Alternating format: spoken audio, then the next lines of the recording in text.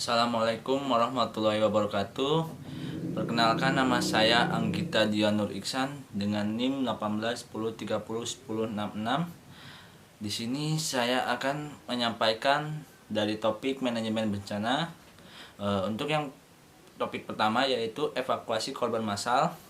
Indonesia merupakan negara yang rawan akan bencana seperti tsunami, gempa bumi, dan letusan gunung berapi. Selain itu juga adapun bencana yang diakibatkan ulah manusia seperti kecelakaan, banjir.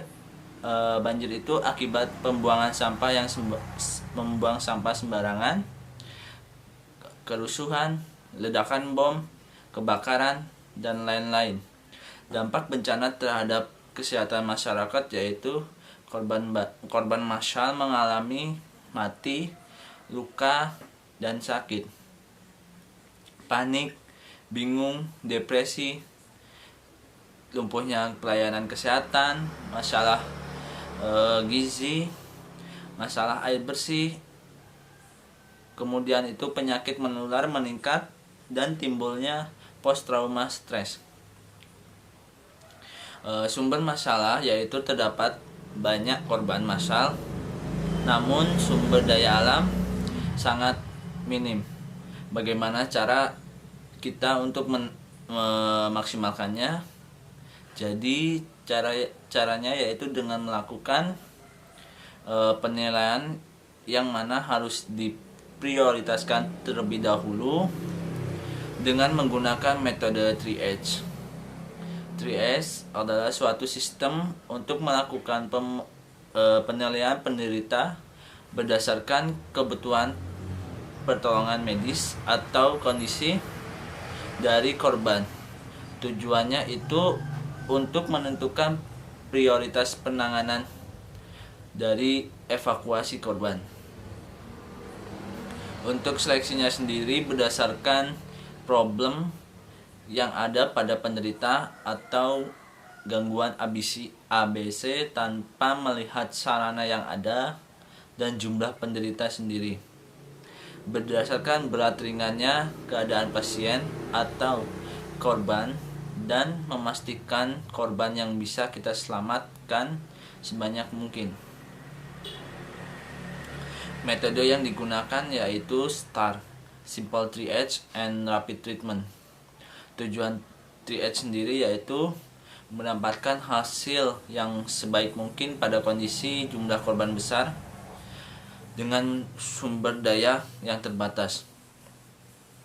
Transport korban ke sarana kesehatan dengan fasilitas yang memadai.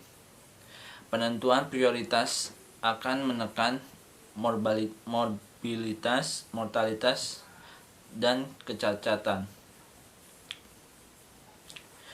Dasar 3H: jumlah cedera, derajat cedera, kemungkinan bertahan hidup, sarana, dan kemampuan atau sumber daya.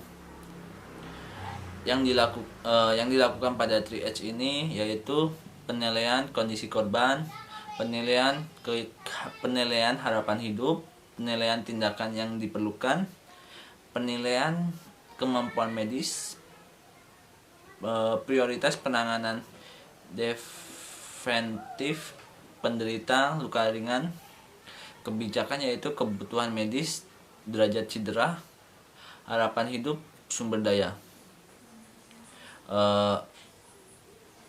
Untuk 3H ini sebelum kita lakukan itu 3H ini terlebih dahulu sebelum melakukan tindakan.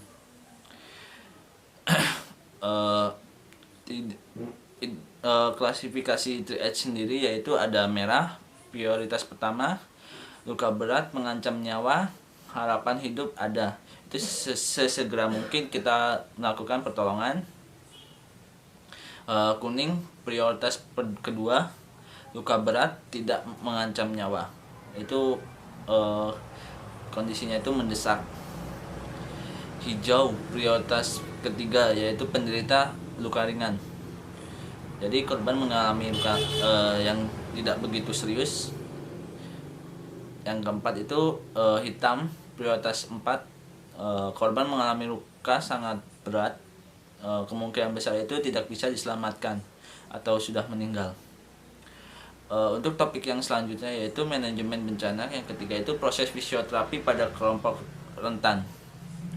Menurut Undang-Undang nomor 24 nomor 24 2007 pasal 55 ayat 2, kelompok rentan dalam situasi bencana adalah individu atau kelompok yang terdampak lebih berat diakibatkan adanya kekurangan atau kelemahan yang ditimbulkan dimilikinya yang pada saat bencana terjadi menjadi beresiko lebih besar. Kelompok rentan meliputi bayi, balita, anak-anak, ibu hamil atau menyusui, dan disabilitas dan lansia. Pada ibu hamil terjadi perubahan anatomis dan fisiologis.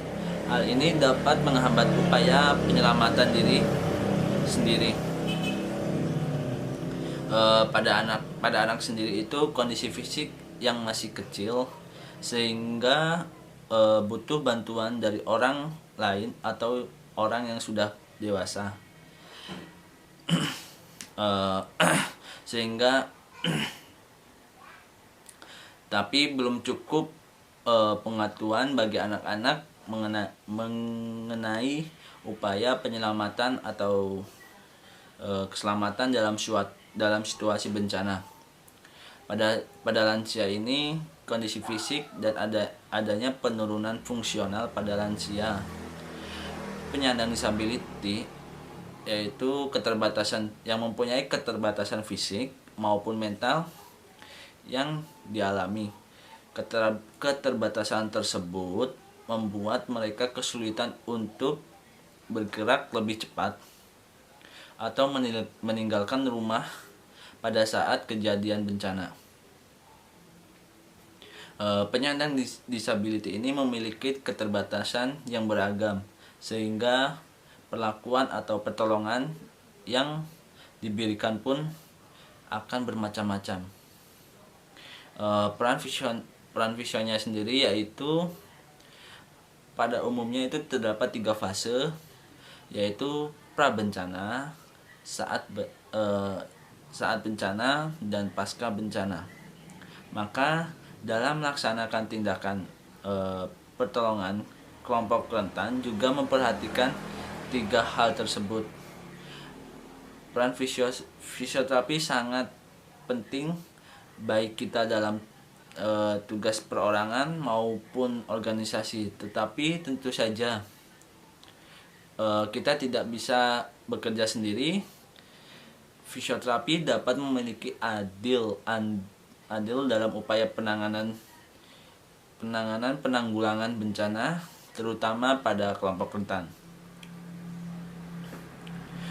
Untuk upaya prabencana sendiri yaitu melakukan sosialisasi.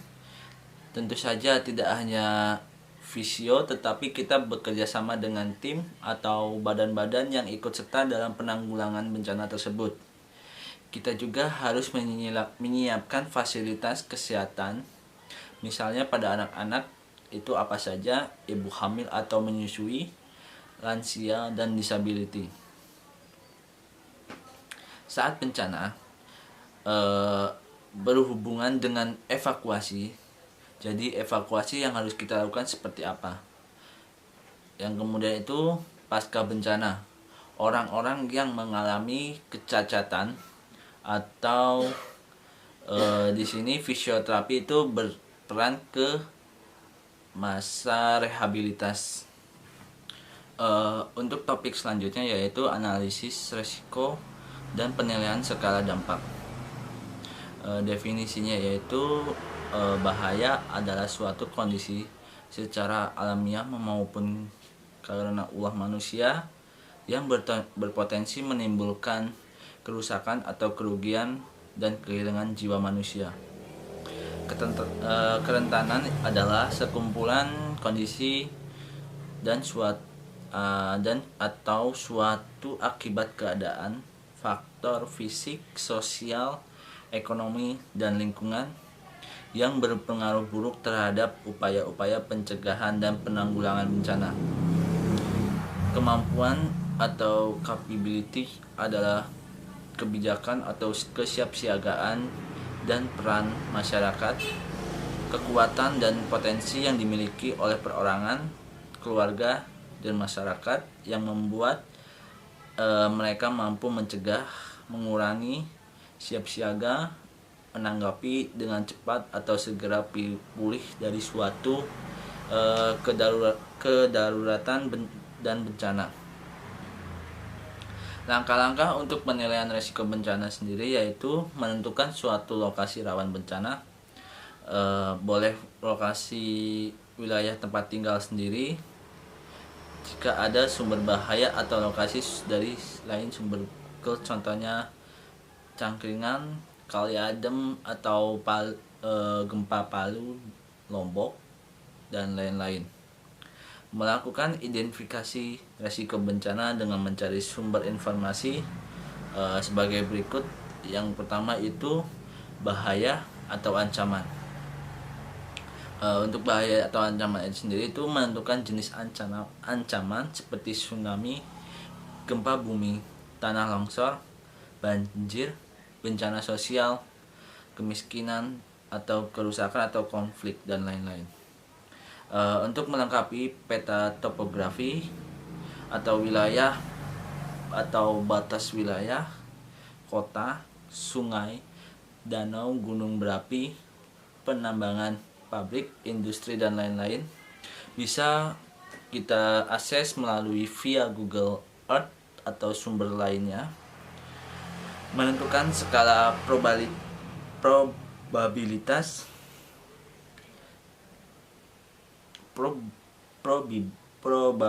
kejadian, yaitu skala probabilitas yang pertama itu 5, sangat pasti atau hampir dipastikan 100% terjadi di tahun depan atau terjadi setiap tahun. Yang kedua itu 4, hampir pasti 75 sampai 100% terjadi tahun depan atau sekali dalam 10 tahun mendatang. Yang ketiga ini 3 mungkin. Yaitu 50 sampai 70% terjadi tahun depan atau skala dalam 50 tahun. Yang keempat itu 2 kemungkinan kecil, 20 sampai 50% terjadi tahun depan atau sekali dalam 100 tahun. Yang kelima ini 1 tidak pasti, 1 sampai 20% terjadi tahun depan atau sekali dalam lebih dari 100 tahun. Dampak kejadian ini dapat merugikan yang ditimbulkan.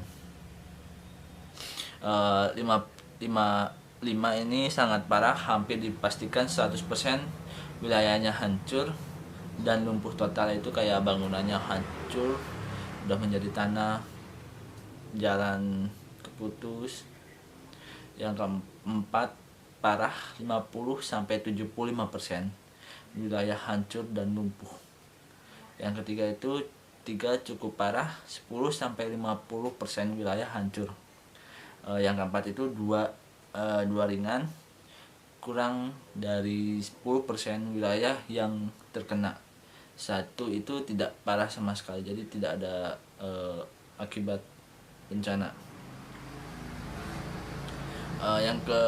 Yang selanjutnya itu kerentanan, melengkapi dengan data demografi atau jumlah penduduk, jumlah kelompok rentan seperti bayi, balita, lansia, ibu hamil. Kemudian itu gambaran kondisi sarana dan prasarana kesehatan, yaitu ketersediaan rumah sakit, puskesmas terdekat, jarak dari lokasi rawan bencana. Yang ketiga, sistem transportasi dan telekomunikasi, yaitu akses jalan, sarana angkutan, jaringan komunikasi, dan lain-lain. Yang keempat, ketersediaan ketenagaan kesehatan seperti dokter, perawat, bidan, dan lain-lain. Yang kelima, status sosial ekonomi penduduk, status sosial bawah, menengah, atas, dan mata pencarian utama.